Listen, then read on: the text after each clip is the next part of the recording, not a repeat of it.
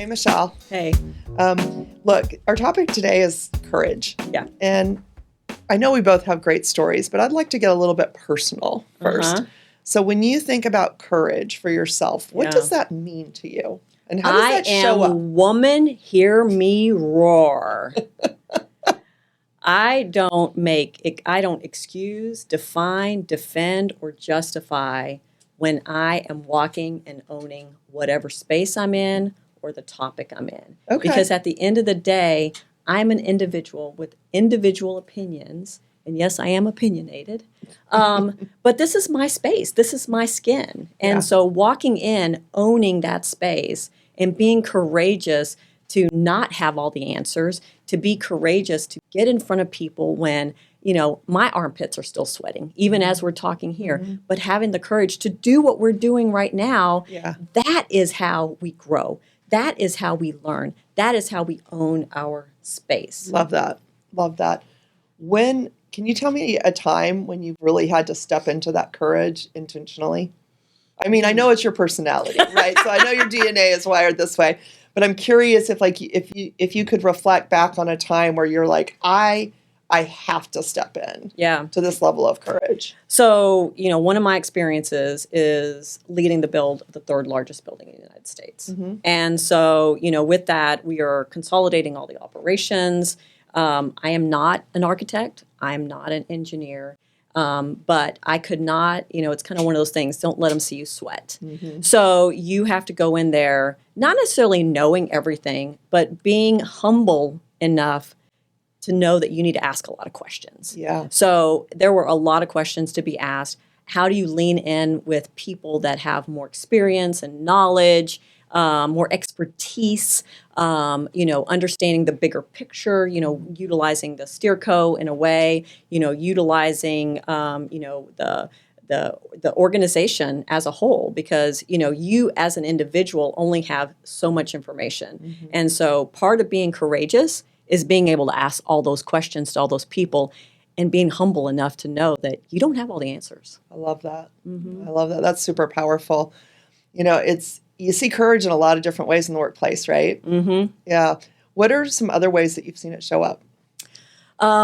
Where I have seen it not show up. Okay. I want to talk a little bit about that. I love that, the reverse engineer. Yeah, because at the end of the day, what I hear, and I'm going to call out a little bit more women, my women clients, is that they wish they would have said something. Like someone said something that was impactful or, engaging or influential, and they didn't say it, but they were thinking it. Uh-huh. And so, be courageous about having, saying that and not being fearful. Because, courage, I'm going to come back to accountability on courage as well, because we're accountable for how we show up, in the workplace, mm-hmm. And how we influence. Again, we can be a participant, mm-hmm. we can be an observer, or we can be an impactor. Mm-hmm. And courage to me is definitely a defining one, and it's a muscle. So for those of you out there who go work out and, you're trying to lift more and more weight, then courage is that muscle that you need to build, and know that you're going to be a little uncomfortable. You might be even a little sore after using it. Yeah. I think that's actually an important point. One of the things I often hear, especially with my earlier career people that I work with, is, I want a seat at the table. And I'm like, what table are you not at that you want to be at? And they're like, well, I'm at the table, but I want a voice at the table. I'm like, you're not going to get an invitation. That's right. Right? So you're already at the table. So let's be assumptive. You already are there because somebody decided that you had value and impact to offer in that moment, right? So now you need to find the courage to put your voice out there and put it on the table. And if you're not, you need to have the courage to ask yourself, why not? I was going to say, what's stopping you? Yeah, what's stopping you? I'm going to say, what's stopping you? And that takes courage sometimes, too, because we have to look in the mirror, right? That's right. And say, well, what is the truth here? That's right. And, usually it's some kind of fear, right? Yeah, it's usually some kind of sure. fear. They don't want to look stupid. Yep. They finally got the seat at the table, and they're going to say something that's going to be, not taken well or different things like that. But I'm going to go back to the pace that we're at. You're never going to have a perfect moment. Nope. There's not going to be some, intro, and here is speaking, Cyndee. Yep. It's not going to happen, right? So you've got to take those opportunities when they come available to you and use your voice. Yeah. I think that's super important. I'm going to take a little bit of a different, and I agree with all of that. I think that's critical. I'm going to offer an additional lens on courage, the one that doesn't often get talked about, Okay. right? And one of the things my dad Are you taught. busting a myth here? I might be. I don't know. I think I'm just going to expand the aperture of the topic. How about that? Aperture. Okay. My dad taught me that, and he was an exceptional leader, highly respected, taught me that courage is doing the right thing when nobody's watching. And, I think that always has stuck with me.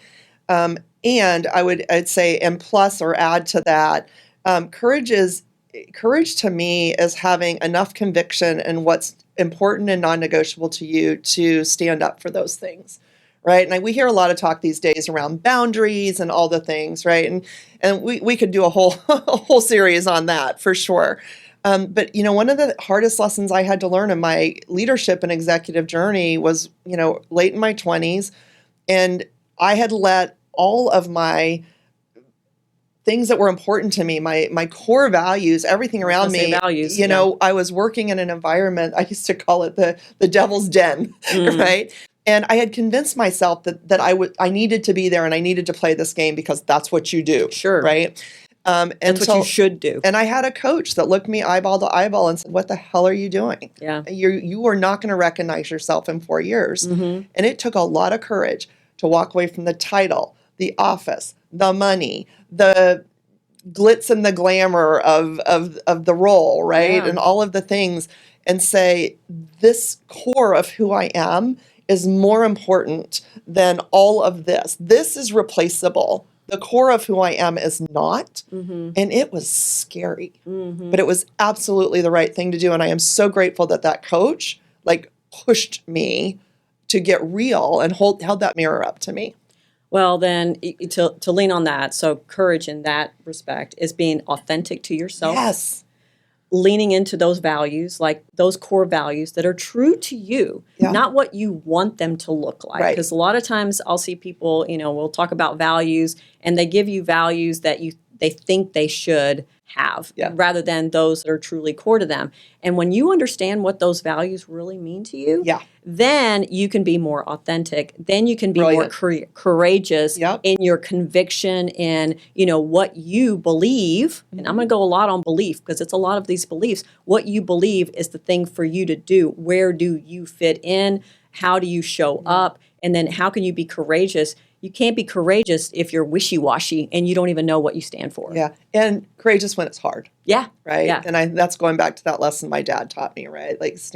Being courageous when it's hard. Yeah. Right? Yeah. It's easy. And I tell you, in today's world, right, and we don't talk about AI because this is not an AI show, but there are a lot of people that are concerned with, is AI going to take my job? Different things like that.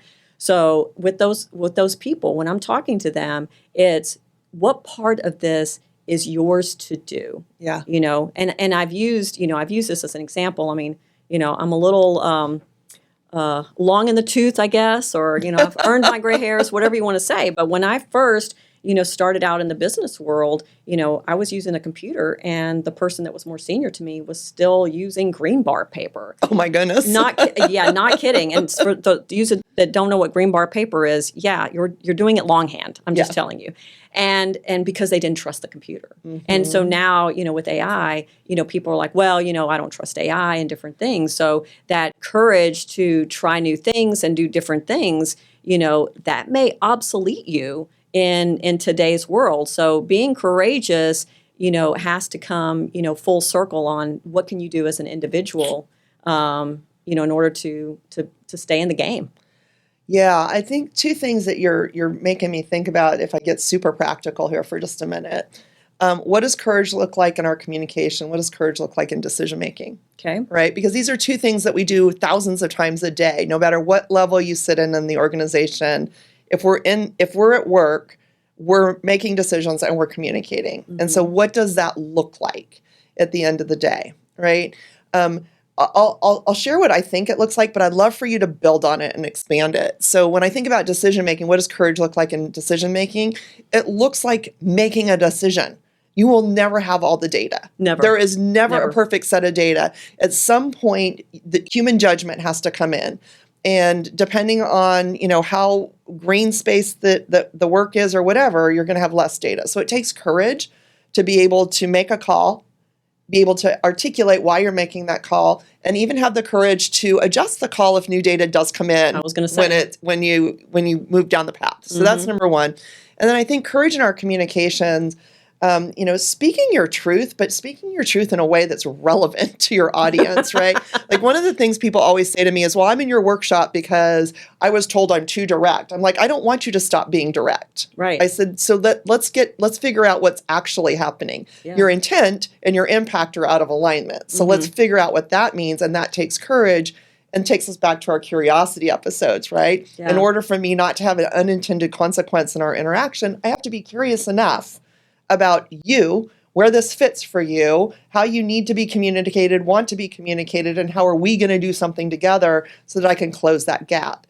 That takes courage, right? Because it means that I might not know, to your earlier point. So on decision making specifically, you make a decision based on the best information you have at that point in time. Exactly. And I would say as the individual looking in at the team or the organization, you're like, I can't believe they made that decision, right? We hear that every day, We hear that every day, right? Yeah. And so, but you may not have the same level of information, that the rest of the organization has. So you as the individual, understanding that a decision has to be made. And this goes even back a little bit to trust, that you have to trust that the organization is taking things into consideration that you may or may not know. Right. And so that would be what I would say on decision making. The other thing, as an individual, I see a lot of people struggling that they need to make a decision. It's not even their decision. It's not their decision. So true. Yeah. Or do they really need to make a decision? Yeah. Is it theirs? Yeah. Is it their decision? And no decision, by the way, is a decision. 100%. So that what I would also say when it comes to courage and decision making, own that space, own that I made the best decision with the information I have available. If a decision is made by the organization, you have to trust that you're within an organization, that they have more information that you have. It may not make any sense to you. But or have the courage to activate your curiosity to fill in the gaps. Even better, right? If there's something that, hey, I see we're here and you made this decision here. Help me fill in the blanks. Exactly. Right? Which takes courage, especially when you're leading up, right? That does. I think that's true. I'm going to get super fun tactical here for a second. Fun tactical? Fun tactical. I don't know. I think I just made it up. It is a new word now. It'll be a word now. I love that game. Throw something out there and see how fast everyone picks it up. Fun tactical, folks. Fun tactical.